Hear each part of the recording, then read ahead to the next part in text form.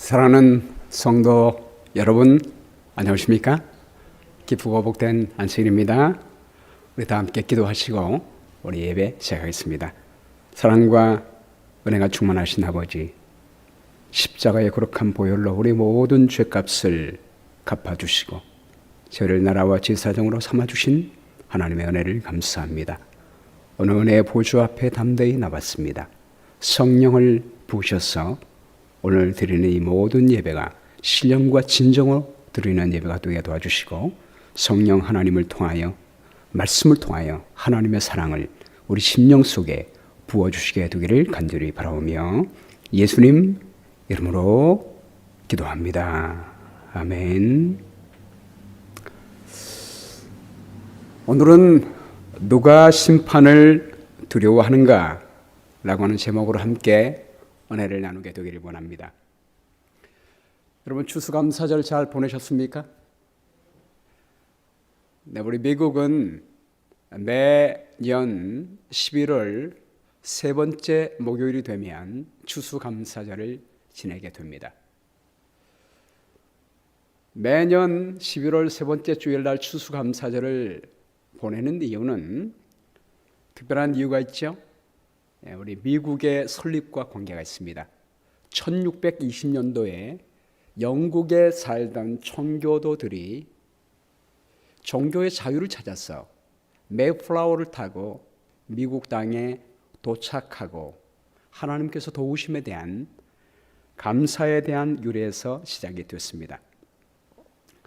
그때 청교도들이 메이플라워를 타고 미국에 도착해서 그 매사추세츠 플리모에 도착해가지고 그들이 감사를 드렸는데요. 7가지 감사를 드렸다고 해요. 첫 번째는 180톤밖에 안 되는 작은 배지만 그 배를 주심에 감사합니다. 두 번째는 평균 시속 2마일로 항해했지만 117일간 동안 계속 전진할 수 있었음에 감사합니다. 셋째는 항해 중 2사람이 죽었지만 한 아이가 태어났음에 감사합니다. 네 번째는 폭풍으로 큰 도시 부러졌지만 파손되지 않았음에 감사합니다. 다섯 번째는 여자들 몇 명이 심한 파도 속에 휩쓸렸지만 모두 구출됨에 감사합니다.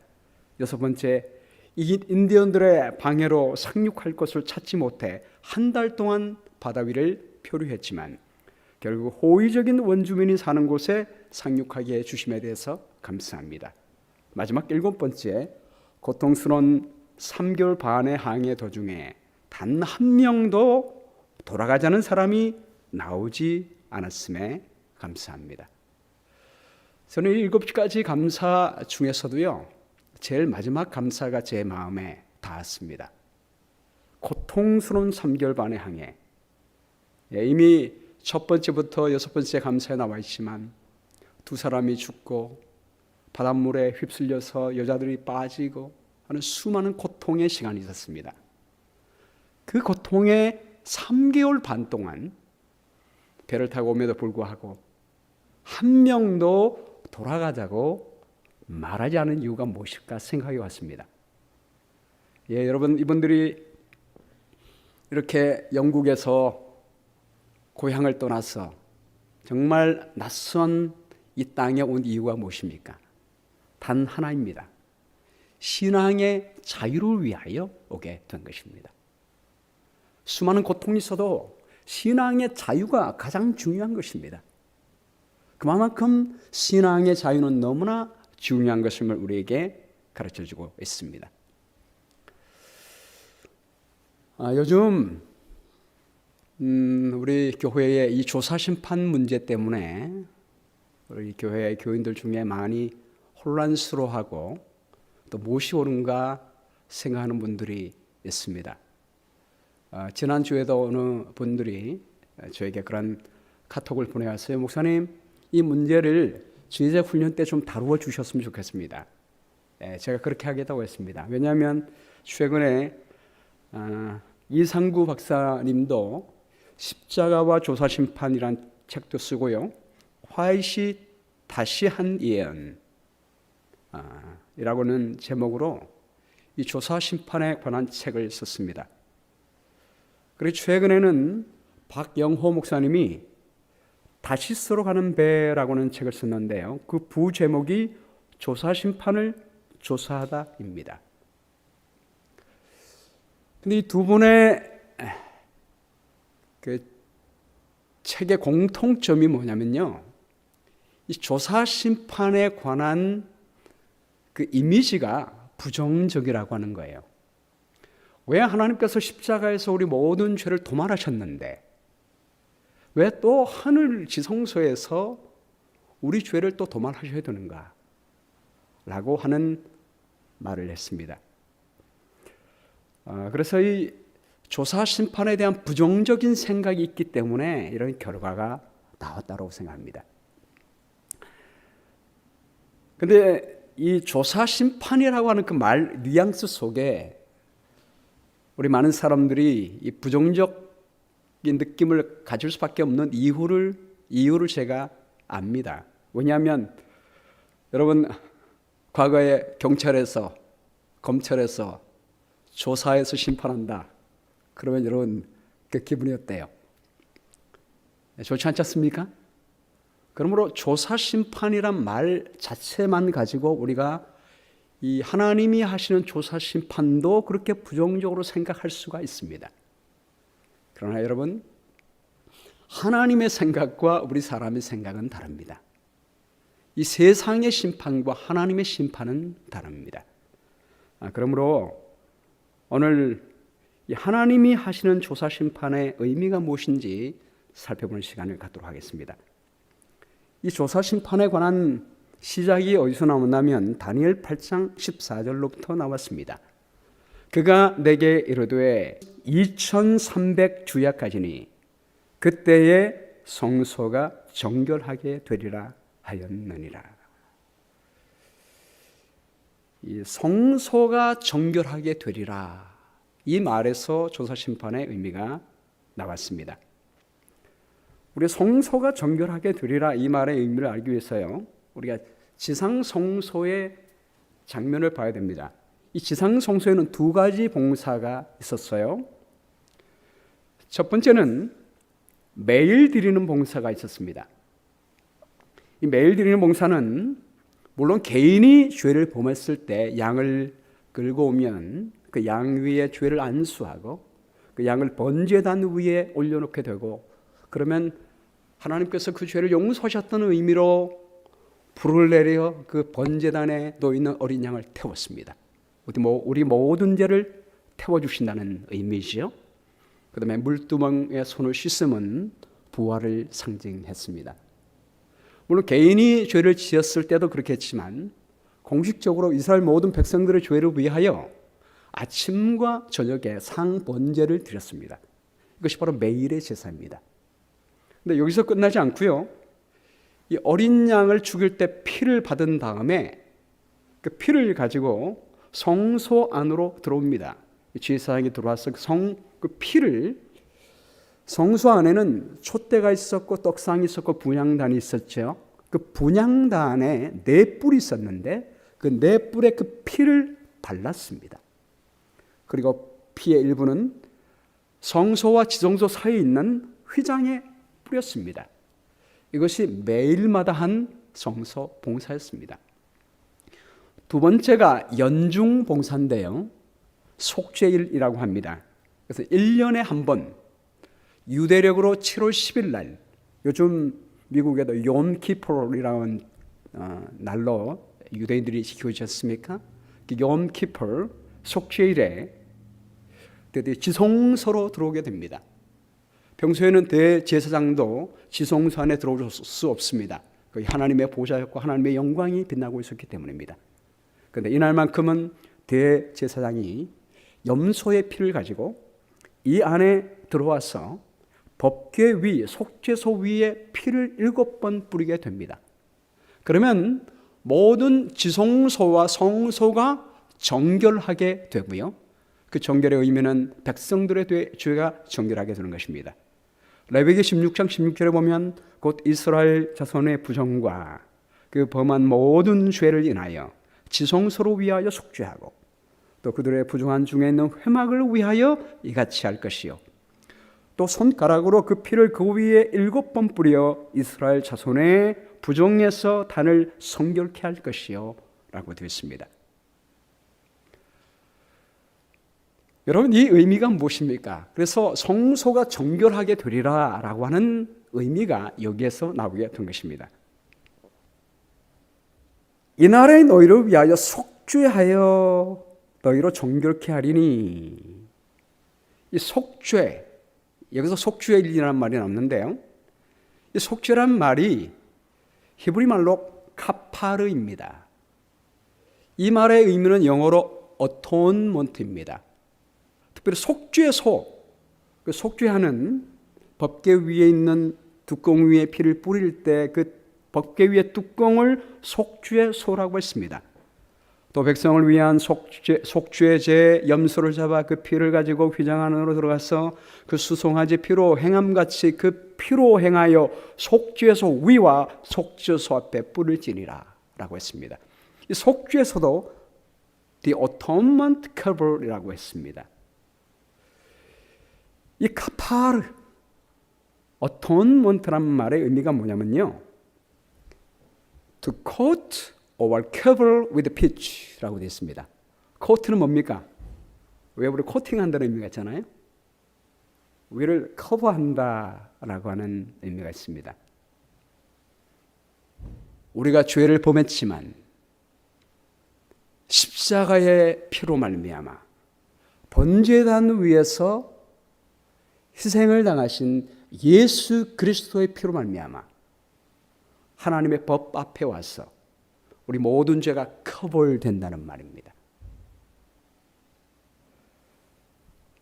두 번째 의미를 보면요, to cover over, atone for sin and persons by legal rights라고 되어 있습니다. 여기 legal rights란 말이 중요해요. 법적인 의식이라는 말이죠. 법적인 의식이란 말이 무슨 말입니까? 하나님의 법 앞에서 피를 뿌리는 것이 중요합니다. 번제단 위에서 속죄가 이루어졌습니다. 모든 죄의 값이 다 갚아졌습니다.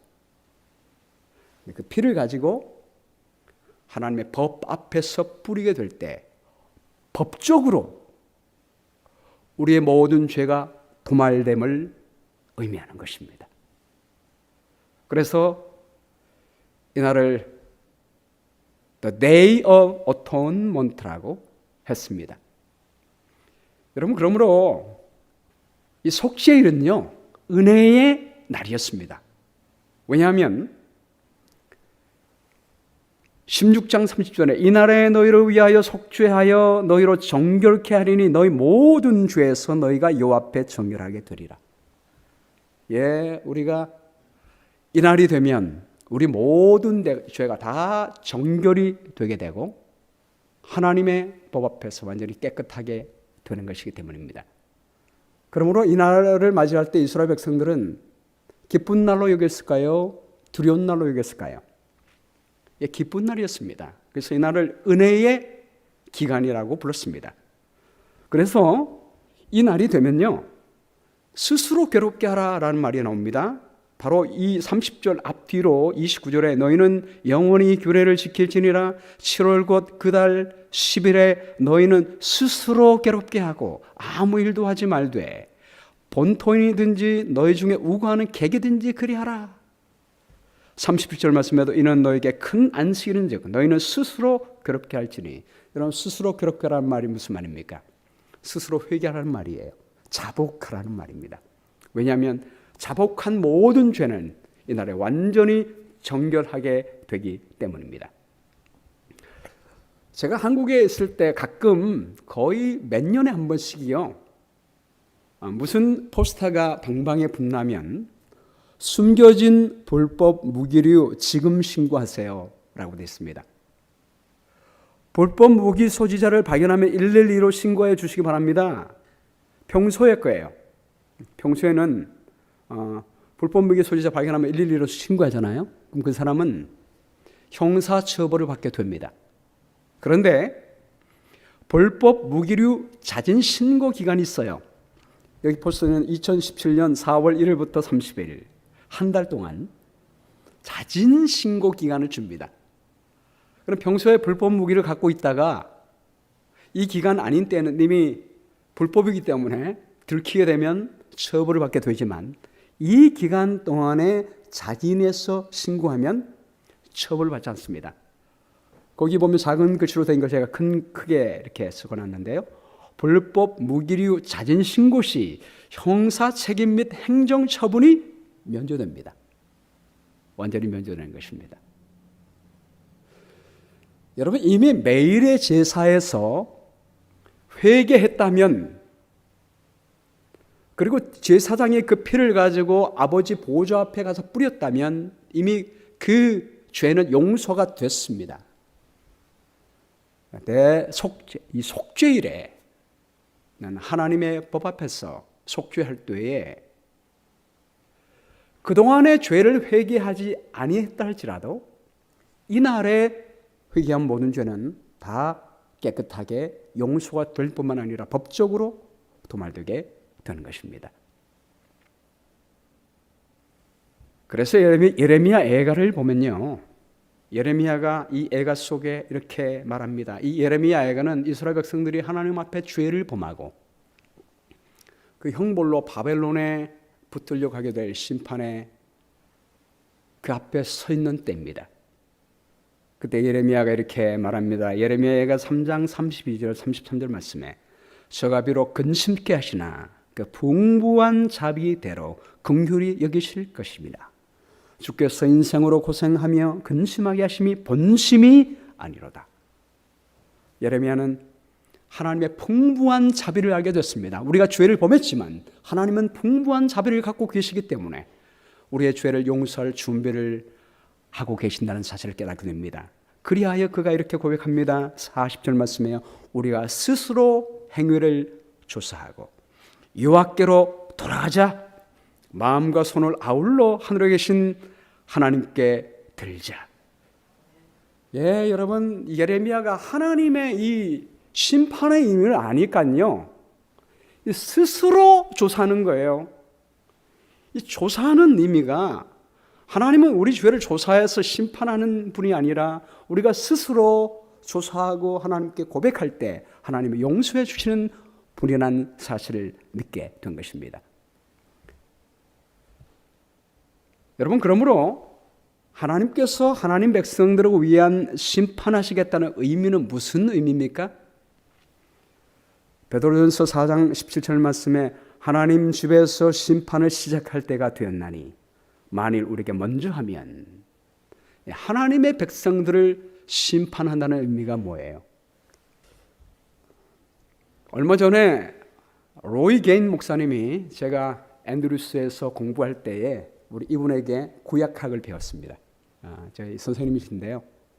이분은 굉장히 실력자입니다. 버클리에서 구약학 박사학위를 받고 지금 전 세계적인 기독교를 통틀어서 전 세계적인 개신교에서 이 구약적으로 특히 레위기의 전문가입니다.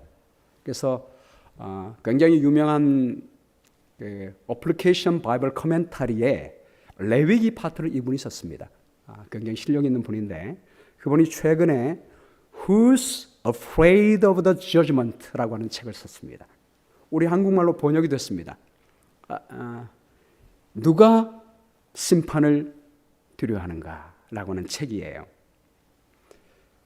이분도 누가 하나님의 심판을 두려워하는가, 심판의 진정한 의미를 쓴 책인데요. 이 책에 이분 강의에 여러분이 유튜브에 가셔서 Who's Afraid of the Judgment 치시면 로이 게인 목사님 치시면 이분의 강의가 나옵니다. 이분의 강의의 서두에 이렇게 나옵니다.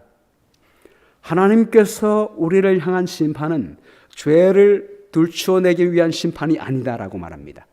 왜냐하면 로마서 3장 10절 말씀에 기록된 바 의인은 없나니 하나도 없으며 깨닫는 자도 없고 하나님을 찾는 자도 없고 다 치우쳐 한 가지로 무익하게 되고 선을 행하는 자는 없나니 하나도 없도다. 아니 이 세상의 모든 사람이 죄인인데 죄로 말미암아 죽게 됐는데 가만둬도 죽는데 죄를 들출 게 뭐가 있습니까? 하나님의 백성들을 조사한다는 건요, 용서를 위하여 조사한다는 거예요. 요한일서 2장 1절 말씀에 나의 자녀들아 내가 이것을 너에게 쓰면 너희로 죄를 범치 않게 하려 함이라. 만일 누가 죄를 범하면 아버지 앞에서 우리에게 대언자가 있으니 곧 의로우신 예수 그리스도시라. 우리는 본래 죄인이에요. 죄를 범한 사람입니다. 본래 죽는 사람이에요. 가만히 두면 죽습니다. 그러나 우리가 죄를 범한다면 아버지 앞에 우리의 대언자가 계십니다. 심판대 앞에서 우리를 위하여 대언하시는 그분 앞에 나와서 우리가 우리 죄를 자백한다면 하나님은 우리의 죄를 용서해 주시는 것입니다. 물론 자백한 죄에 대해서만 용서하십니다. 자백하지 않은 죄에 대해서는 용서할 수가 없죠.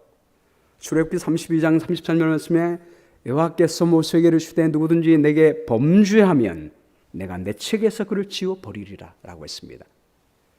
공의의 하나님은 무조건 우리 죄를 용서하시는 게 아니에요. 우리가 우리 죄를 자백할 때 주님은 용서해 줄 수가 있습니다.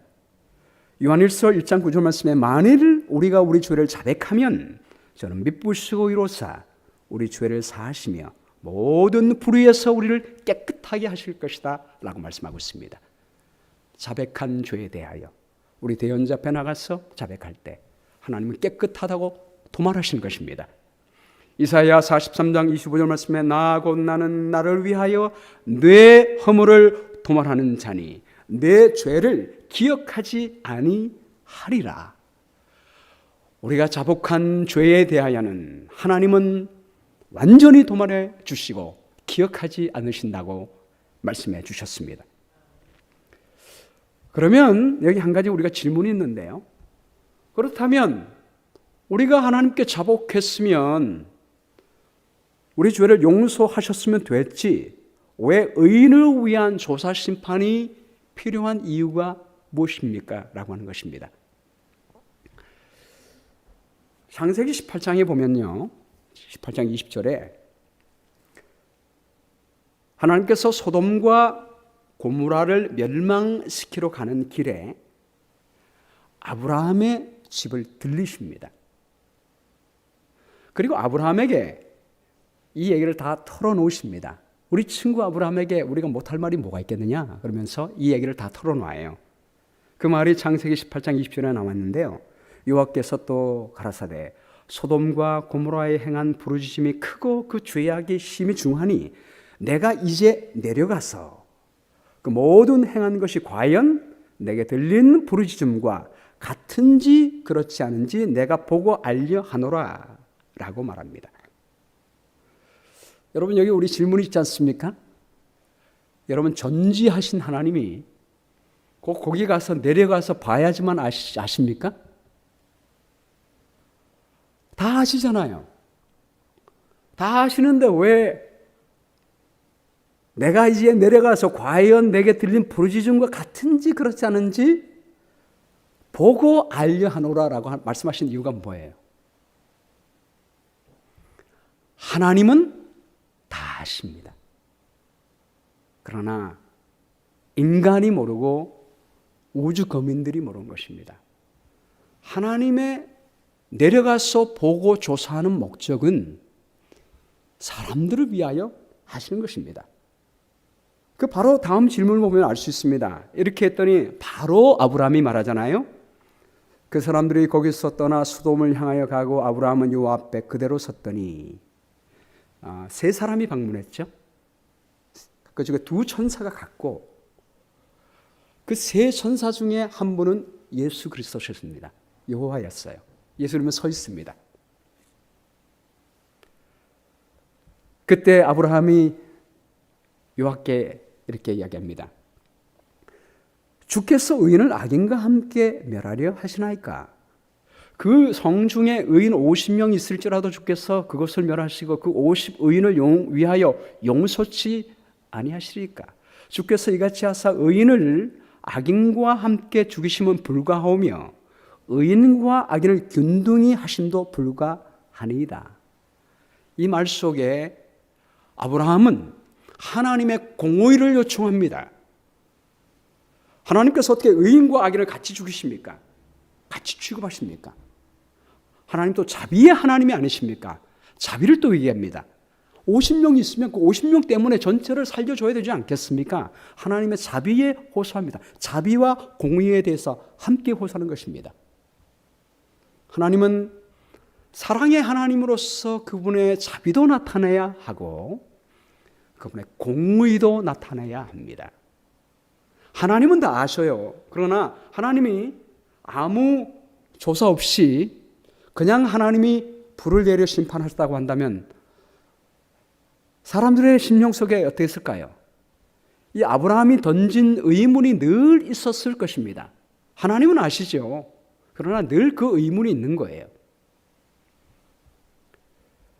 세상을 심판하신 이가 공의를 행하실 것이 아니니까. 여호와께서 가라사대 내가 만일 소돔 성 중에 의인 50명을 찾으면 그들을 위하여 온 지경을 용서하리라. 여기 하나님의 자비가 나타났죠. 네, 50명만 있어도 전체를 용서하리라. 내가 은혜 기간을 더 주리라 라고 말합니다. 왜냐하면 그 50명으로 인하여 나머지 사람들이 또 영향을 받고 좋은 사람으로 될 수가 있기 때문에 하나님은 언제나 악인이 멸망받기를 원치 아니하시고 구원받기를 돌이켜 구원받기를 원하시는 하나님이시기 때문입니다. 아브라함이 또 말합니다. 티끌과 같은 나라도 감히 주께 구하나이다. 50의인 중에 5명이 부족할 것 같으면 그 5명 부족함을 인하여 온 세상을 멸하시리까? 또 하나님이 말씀하십니다. 45명을 찾으면 멸하지 아니하리라. 또 아브라함이 말합니다. 그런 40명 찾으시면 어찌하려 하시나이까? 40명 찾아도 멸하지 않으마. 그럼 30명 찾으시면 어찌하려 하시나이까? 30명 찾아도 멸하지 아니하리라. 20명 찾으면 어찌하려 하시나이까? 20명 찾아도 멸하지 아니하리라. 10명 찾으면 어찌하려 하시나이까? 10명을 인하여서 멸하지 아니하리라. 여러분, 이분이 하나님이세요. 10명만 있어도 전체를 멸하지 않고 깨려주시는 하나님이십니다. 더 이상 아브라함이 할 말이 없습니다. 그러면 10명 없기 때문에 나머지 다 멸할까요? 아브라함이 계속 이 얘기를 하는 것 중에는 누가 마음에 있어요? 거기 누가 살고 있습니까? 사랑하는 조카 롯이 살고 있잖아요. 그 롯을 기억하면서 말하고 있는 것입니다. 근데 10명까지 갔는데도 10명 있어도 멸하지 않는다고 하니까 아브라함이 하나님께 모든 것을 맡긴 것입니다. 자, 그 다음에 시작되는 게 바로 다음 장 창세기 19장 4절 19장입니다. 자, 가서 봤더니 소돔과 고모라 사람들의 상태가 어떠해요? 예, 이 두 천사가 롯의 집에 방문했더니 그날 밤에 소돔과 고모라 사람들이 쳐들어와서 하는 말이 이 저녁에 내게 온 사람이 어디 있느냐 이끌어내라 우리가 그들을 상관하리라. 이 상관하리라 이 말이 히브리 말로 야다인데요. 야다는 결혼해서 남편이 아내를 알다. 성관계를 말합니다. 지금 이 천사들이 남자로 왔는데 성사람들이 와가지고 남자들이 와서 이 남자들과 야다하리라라고 말합니다. 그러니 이 소돔과 고모라가 성적으로 얼마나 부패했는지 알 수가 있죠. 은밀하게 하는 것이 아니라 그냥 단체로 와서 새로운 손님을 향하여 이렇게 요청하는 것입니다. 그랬더니 롯이 말합니다. 내 형제들아 이런 악을 행치 말라. 내게 남자를 가까이 아니한 두 딸이 있노라. 청하건대 내가 그들을 너희에게로 이끌어내리니 너희 눈에 좋을 대로 그들의 행하고 이 사람들은 내 집에 들어왔은즉 이 사람들에게는 아무 짓도 하지 말라. 그랬더니 그 사람들이 말합니다. 너는 물러나라. 또 그러도 이놈이 들어와서 우거하면서 우리 법관이 되려 하는도다. 이제 우리가 그들보다 너를 더 해하리라 하고 롯을 미치며 가까이 나옵니다. 롯이 죽을 직전이에요. 그러니까 이 소돔과 고모라의 죄악의 상태가 얼마나 극한지 알 수 있겠죠. 성적 타락뿐만 아니라 사람을 죽이려고 합니다. 안전이 보장되지 않습니다. 악이 차오르게 된 것입니다. 더 이상 놔두면 남은 몇 사람, 10명은 고사하고 남은 롯의 가족도 위험할 상황입니다. 이때에 하나님께서 소돔과 고모라를 멸망시키는 것이에요. 이런 상황을 통해서 이 상황을 보여주고 나니까 하나님께서 하늘에 불을 내려서 소돔과 고모라를 멸망시킨 것에 대해서 사람들이 이의를 제기합니까 안 합니까? 제기하지 않은 거예요. 하나님의 공의는 의롭다라고 말하는 것입니다. 그 다음에 하나님의 자비를 보여줍니다. 자, 롯은 어떻게 할 것인가? 그러면 지금 소돔과 고모라에 10명이 돼야 안 돼요. 10명이 안 돼요.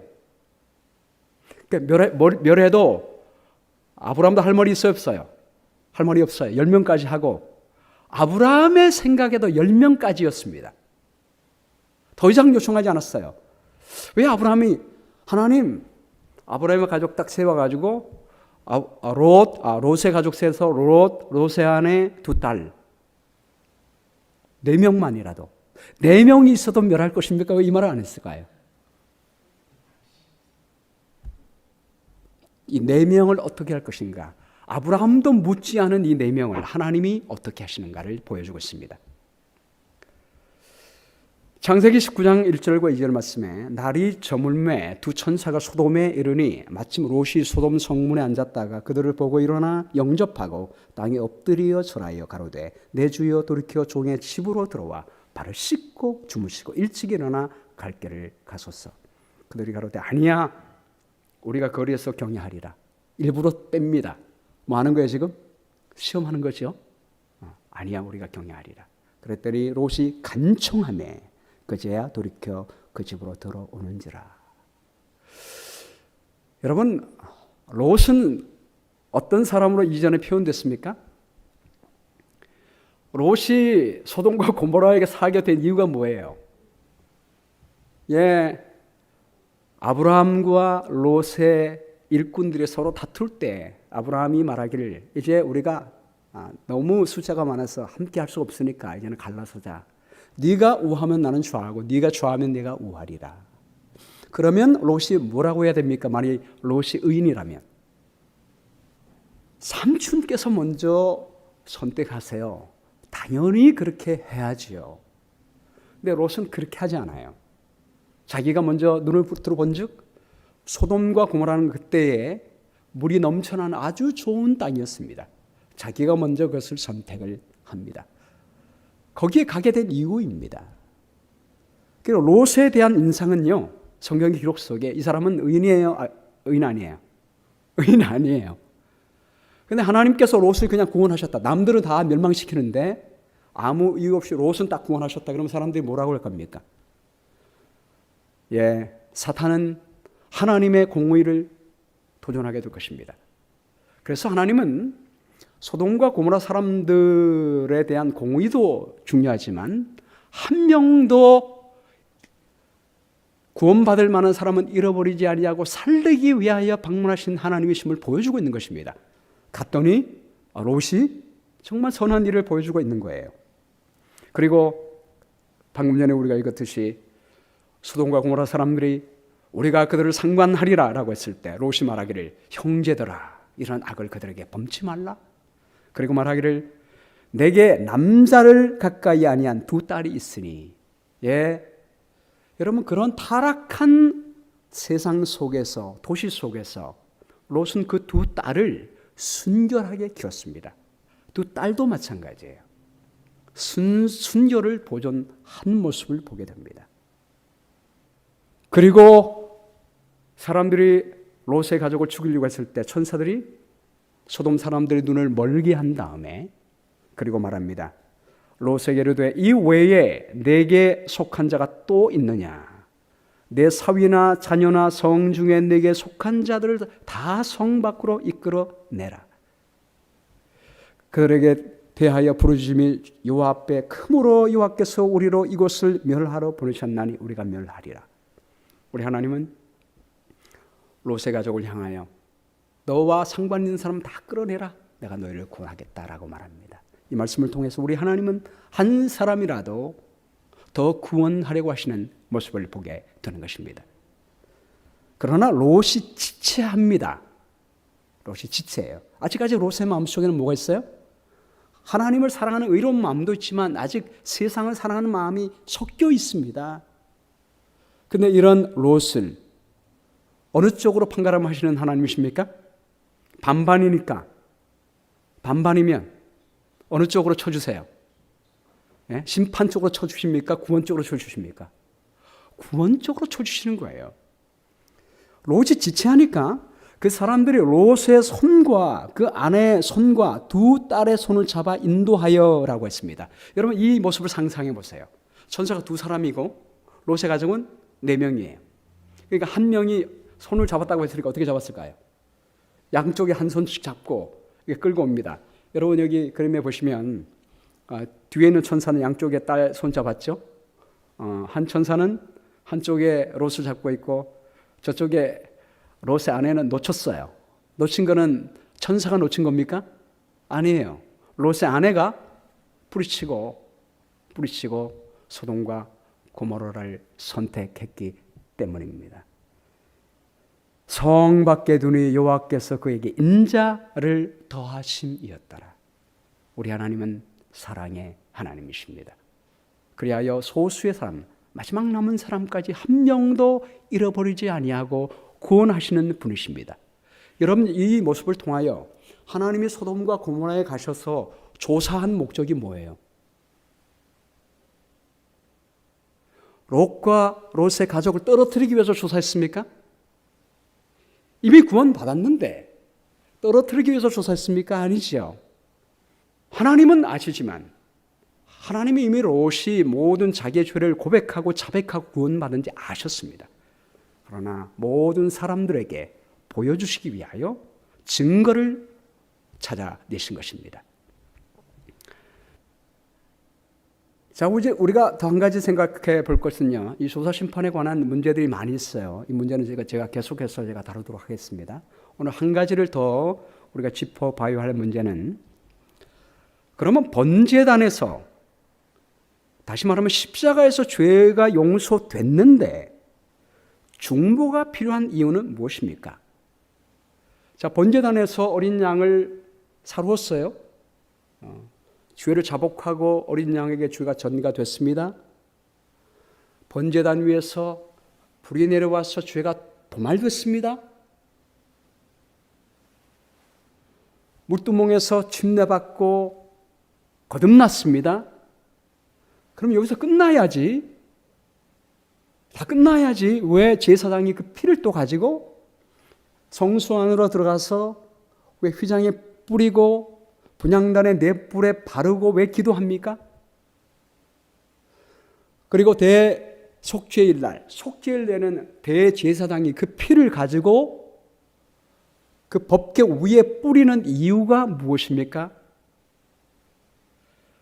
오늘 많은 사람들이 이 조사 심판에 대해서 이의를 제기하는 것이 뭐냐면 십자가에서 모든 죄가 도말됐고 다 용서됐는데 왜 더 이상의 중보가 왜 필요하냐라고 하는 것입니다. 우리가 요한계시록을 보면 예수님이 하늘에 승천하신 다음에 하늘에서 무엇을 하고 계시는가를 보여주고 있는 것이 바로 요한계시록입니다. 1장부터 11장까지는요. 예수 그리스도의 성소봉사를 말씀하고 있어요. 그래서 1장부터 11장까지의 예수님의 모습을 보면 성소 안에 있는 기물을 보여주고 있습니다. 우리가 계시록 1장 12절에 보면 몸을 돌이켜 나더러 말한 음성을 알아보려고 하여 돌이킬 때에 7 금촛대를 보았는데 촛대 사이에 인자 같은 이가 발에 끌리는 옷을 입고 가슴에 금띠를 띠고. 그럼 가슴에 금띠를 띄었다는 것은 예수님이 뭘 하고 있다는 거예요? 제사장의 업무를 하고 있다는 것이고요. 금촛대 사이를 다닌다. 여러분 촛대가 어디 있었습니까? 성소에 있었잖아요. 예수님은 하늘에 가셔서 하늘 성소에서 우리를 위하여 봉사하심을 보여주고 있습니다. 그 손에는 별이 있습니다. 별은 하나님의 성도를 의미하고 있습니다. 촛대 사이를 거느시면서 우리를 위하여 중보하시는 주님의 모습을 보게 되는 것입니다. 4장 5절 말씀에 보면요. 보좌로부터 번개와 음성과 뇌성이 나고 보좌 앞에 7 등불 켠 것이 있으니 이는 하나님의 7 영이라. 7 등불 켠 것. 성소지요? 5장 8절 말씀에 책을 취하심에 내 생물과 24 장로들이 어린 양 앞에 엎드려 각각 검은고와 향이 가득한 금 대접을 가졌으니 이 향은 성도들의 기도들이다. 예, 바로 분향단에서 향이 가득한 모습을 보여주게 되고 성도들이 기도할 때 그 기도와 합하여 향의 연기가 하나님 보좌 앞으로 올라가게 된 모습을 보여줍니다. 계시록 8장 3절 말씀에도요. 또 다른 천사가 와서 제단 곁에 서서 금향로를 가지고 많은 향을 받았으니 이는 모든 성도의 기도들과 합하여 보좌와 금단에 드리고자 함이라. 예. 이것은 우리가 인을 뗄 때, 5째 인을 뗄 때에입니다. 예수님이 이미 하늘에 가셨지만 하늘 성소에서 봉사하시는 모습을 보여줍니다. 우리를 위하여 중보하는 것입니다. 우리가 죄를 자복하는 기도를 할 때마다 우리의 기도는 예수님께 올려준 바 되었어. 우리 주님이 우리를 위하여 중보하심으로 말미암아 하나님 보좌 앞에 올라가게 된 것입니다. 그리고 12장부터 마지막 22장까지는 두 번째 국면인데요. 계시록이 총 22장에서요. 정확히 반, 1장부터 11장까지는 예수님의 성소 봉사를 보여주고 있고요. 나머지 12장부터 22장까지는 마지막 때 사건을 보여주고 있으며 지성소 봉사를 보여주고 있습니다. 특별히 12장부터 14장까지는 예수님의 지성소 봉사를 보여주고 있고 그 14장 뒤로는 예수님이 지성소 봉사를 마치고 나서 일어나는 사건들을 보여주고 있습니다. 그래서 11장 19절은 11장을 다 마치고 나서 12장을 들어가기 전에 이 하늘에 있는 하나님의 성전이 열리니 성전 안에 하나님의 언약궤가 보이며, 여러분 언약궤가 어디 있습니까? 지성소에 있잖아요. 성소 봉사를 다 마치고 나서 이제는 하늘에 성전이 열리는데 바로 지성소가 열립니다. 언약궤가 보입니다. 그리고 12장부터 쭉 시작이 되는 것입니다. 그러므로 우리 예수님은 이 땅 위에서 십자가에 죽으셨지만 하늘에 가셔서 성소 봉사와 지성소 봉사를 통하여 우리 인류를 위한 구원을 위해서 일하고 계십니다. 제가 여러분께 질문을 드리겠습니다. 우리 예수 그리스도의 죽으심으로 십자가에서 죽으시는 일을 통하여 이 세상에는 모든 사람이 용서를 받았습니까?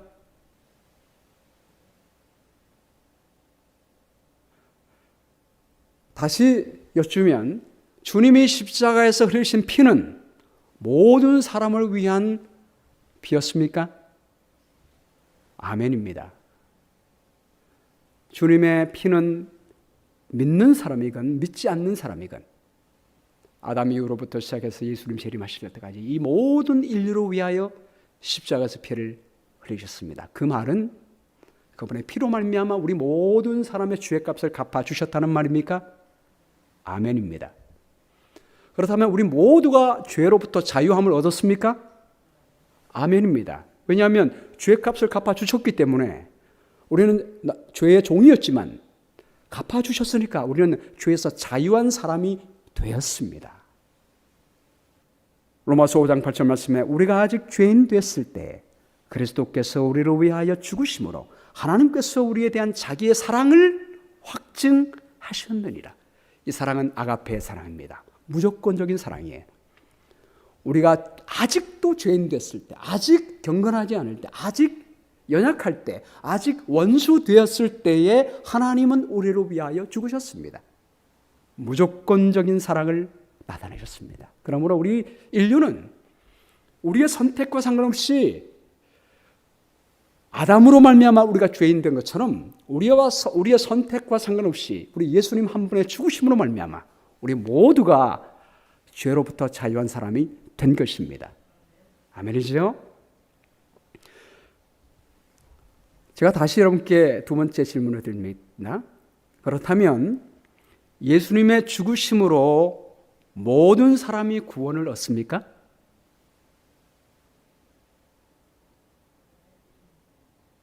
아니죠. 왜냐하면 요한복음 3장 16절 말씀에 하나님의 세상을 이처럼 사랑하셨습니다. 독생자를 주셨습니다. 모든 죄값을 갚아 주셨습니다. 자유를 주셨습니다.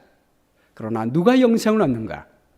이는 저를 믿는 자마다 멸망치 않고 영생을 얻게 하려 하십니다. 믿는 자가 영생을 얻습니다. 왜 그렇습니까, 여러분?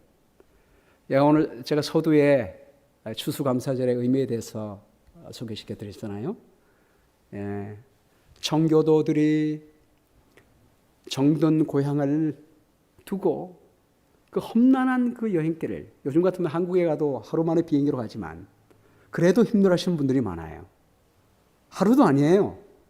반나절입니다. 그냥 12시간이면 갑니다. 그래도 힘들어하는데 여러분 3개월, 요즘 같은 크루즈 같은 그런 배가 아니에요.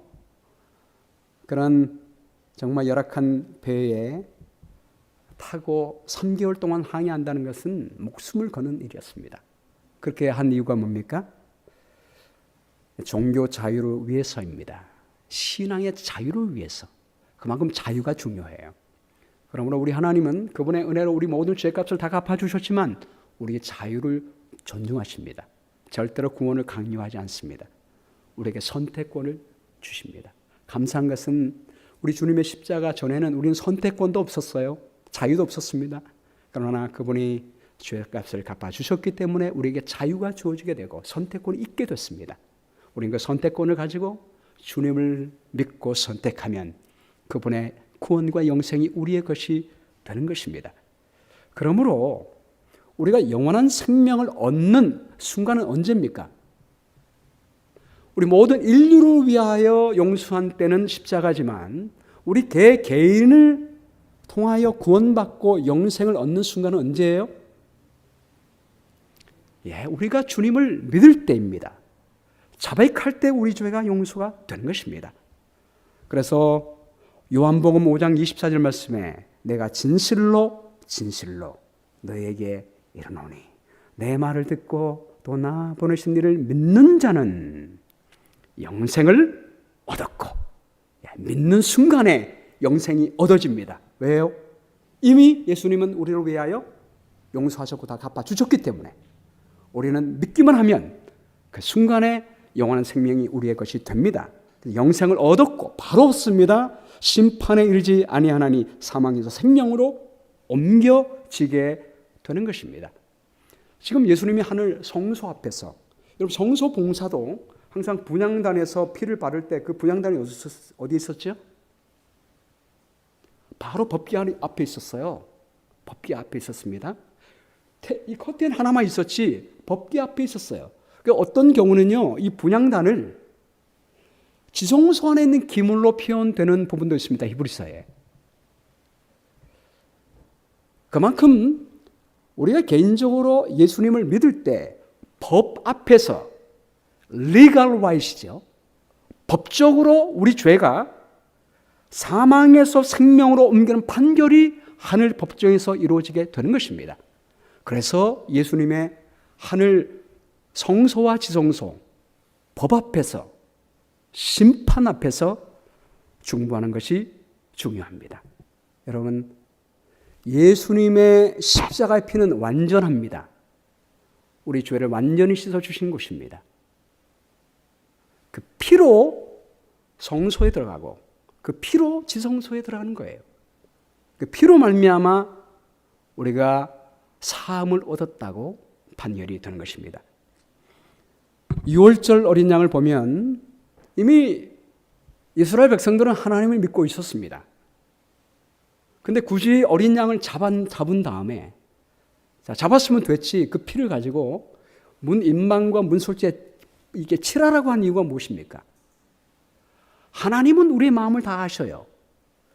그러나 천사가 볼 때에 중심을 알지 못하는 천사가 보기에 알라고 칠하는 것입니다.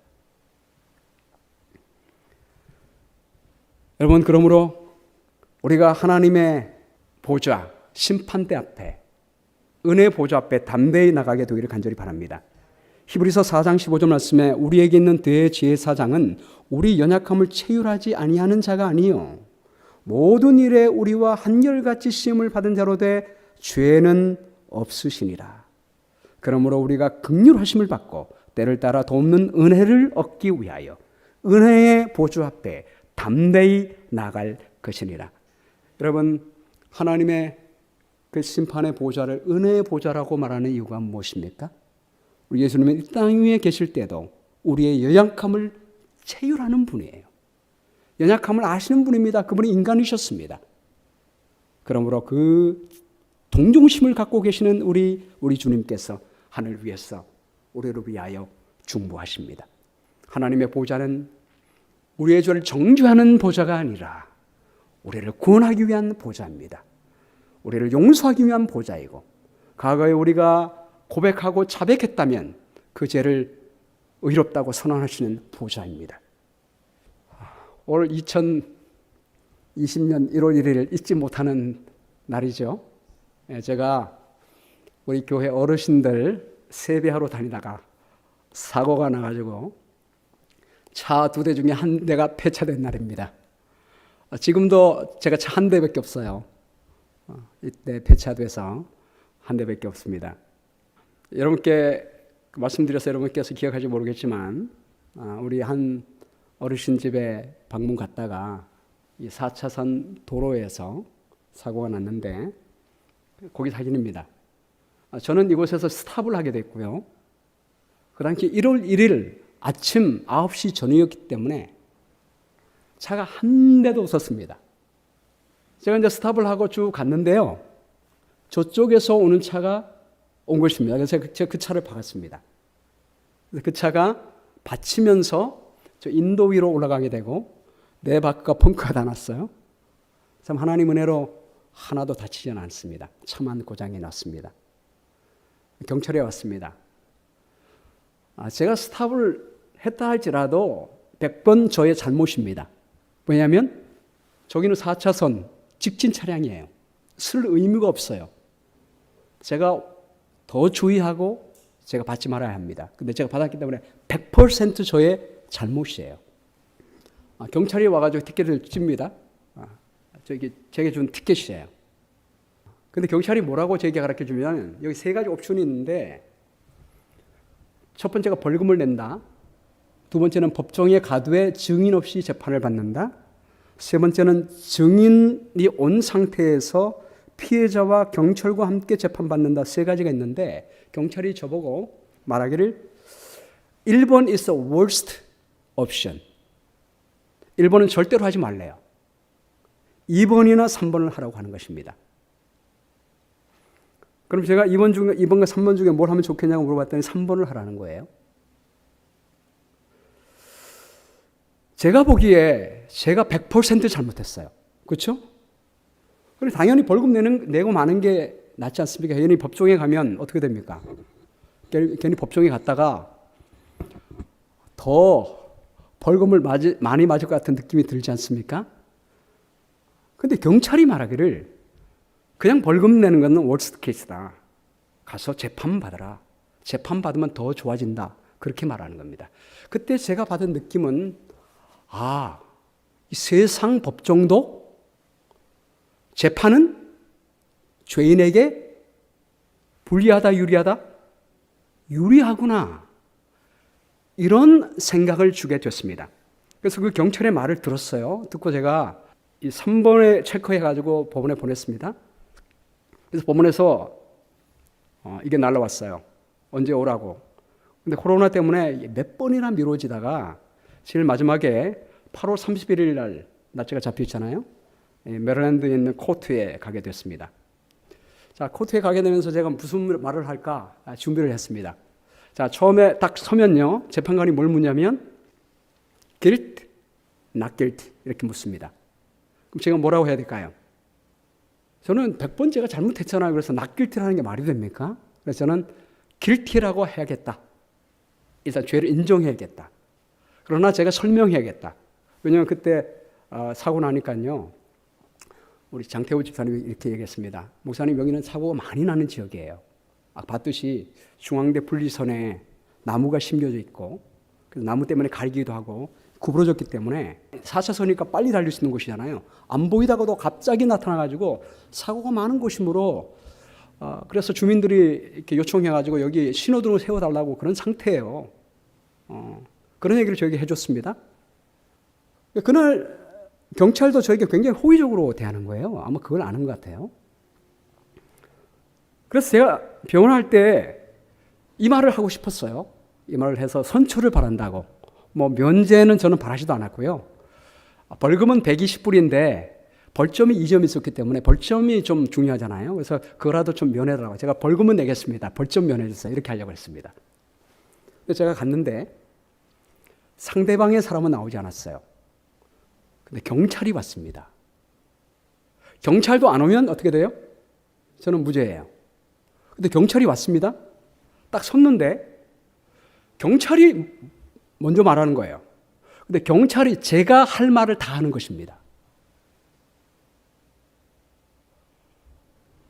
그리고는 판사가 저에게 물었습니다.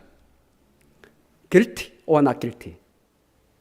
제가 뭐라고 했냐면 guilty라고 했습니다. 그랬더니 판사가 깜짝 놀라가지고 What?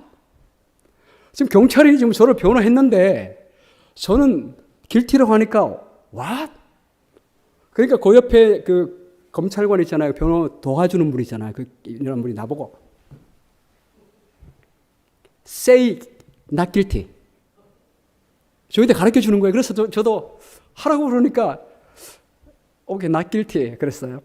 그랬더니 판사가 오케이, not guilty. 재판 끝이었습니다. 그리고 제가 받은 것이 이겁니다. Total fines and cost for this case 0.0 no amount due 라고 받았습니다. 그리고 벌점도 없습니다. 야, 그 경찰이 얼마나 고맙습니까? 사실 안 오면 그만이에요. 근데 시간을 내서 일부러 와서 저를 위하여 변호해 주는 것입니다. 여러분, 세상 법정도 자비가 있는데 이 세상의 경찰관도 우리를 위하여 변호해 줘서 이렇게 무죄라고 선언하는데 우리를 위하여 돌아가시고 사랑하는 아들을 보내셔서 우리를 구원하기 위하여 심판하시는 우리 하나님 아버지께서 우리를 심판하실 때 우리를 구원해서 떨어뜨리기 위해서 심판하시겠습니까? 결코 아닙니다. 누가 심판을 두려워합니까? 여러분, 성도를 위한 심판은 우리의 죄를 옹호하기 위한 하나님의 사랑의 심판임을 여러분 꼭 기억하시게 되기를 바랍니다. 제가 이 심판 때문에 완전히 벗어난 거 아니겠습니까? 그 심판이 계속 미뤄졌으면요, 제가 이 코로나 때문에 계속 심판이 미뤄지는 바람에 1월 1일부터 8월 30일까지 계속 불안했어요. 빨리 됐으면 좋았을 것을. 그 심판받고 나니까 자유하게 된 거예요. 그러므로 히브리서 10장 12절 말씀에 오직 그리스도는 죄를 위하여 한 영원한 제사를 드리시고 하나님 우편에 앉으사 이것을 사하셨은즉 다시 죄를 위하여 제사 드릴 것이 없느니라. 여러분, 그렇습니다. 예수님의 십자가에서 우리를 위하여 갚으신 것은 더 이상 제사 지낼 게 없습니다. 그분의 피로 말미암아 우리 모든 죄값은 다 사루어졌습니다. 분명합니다. 그러므로 형제들아, 우리가 예수의 피를 힘입어 성소에 들어갈 담력을 얻었나니 그 길은 우리를 위하여 휘장 가운데로 열어놓으신 새롭고 산 길이요 휘장은 곧 저의 육체이니라. 하나님의 집 다스리는 큰 제사장이 계심에 우리가 마음의 뿌림을 받아, 이 뿌림을 받았다는 말이 중요해요. 십자가에서 흘리신 그 피를 우리 마음에 뿌리는 것입니다. 양심의 악을 깨닫고 몸을 맑은 물로 씻었으니 참 마음과 온전한 믿음으로 하나님께 나아가자. 우리가 십자가의 은혜로 말미암아 죄를 자복하고 용서받았다면, 그분을 믿었다면 하나님의 보좌 앞에 나른 것을 두려워할 필요가 없습니다. 우리는 참 마음과 온전한 믿음으로 하나님께 나갈 수 있습니다. 그 은혜 보좌 앞에 담대히 나가면 우리 하나님은 그 재판정에서 우리를 의롭다고 재판해 주실 것입니다. 우리 다음에 그 재판하는 더 중요한 복된 의미에 대해서 다음 시간에 살펴보겠습니다. 우리 기도하고 마치겠습니다. 사랑과 은혜가 충만하신 아버지, 죽을 수밖에 없는 우리 주인들을 위하여, 살리기 위하여 당신의 사랑하는 아들을 보내어 주시고, 아들을 보내어 주심으로 말미암아 우리 모든 죄값을 갚아주신 예수님이 하늘의 모든 것을 은사로 주지 않겠느냐라고 말씀하셨습니다. 지금도 하늘 위에서 우리를 위하여 중보하시며 지금도 믿지 않는 사람이 믿을 때마다 그것을 의로 여기시고 하늘 재판정에서 그가 영생을 얻었다고 판결해 주시는 하나님의 놀라운 은혜를 감사합니다. 이 대속죄의 주간 기간 동안에 우리 하나님의 판결은 영원한 영생과 하나님의 의와 하나님의 크신 자녀의 지위를 주시기 위하여 심판하신다는 사실을 기억하고 이 은혜의 기간 동안에 은혜의 보좌 앞에 담대히 나가기를 두려워하지 아니하고 기쁘게 하나님의 보좌 앞에 나가서 하나님과 함께 더불어 즐거워하는 제 모든 삶이 될 수 있도록 인도해 주시게 되었기를 간절히 바라오며 예수님 이름으로 기도합니다. 아멘. 감사합니다. 오늘도 은혜의 보좌에서 우리를 위하여 중보하시는 우리 주님 바라보시면서 은혜로운 안식일 보내시게 되기를 바랍니다. 감사합니다.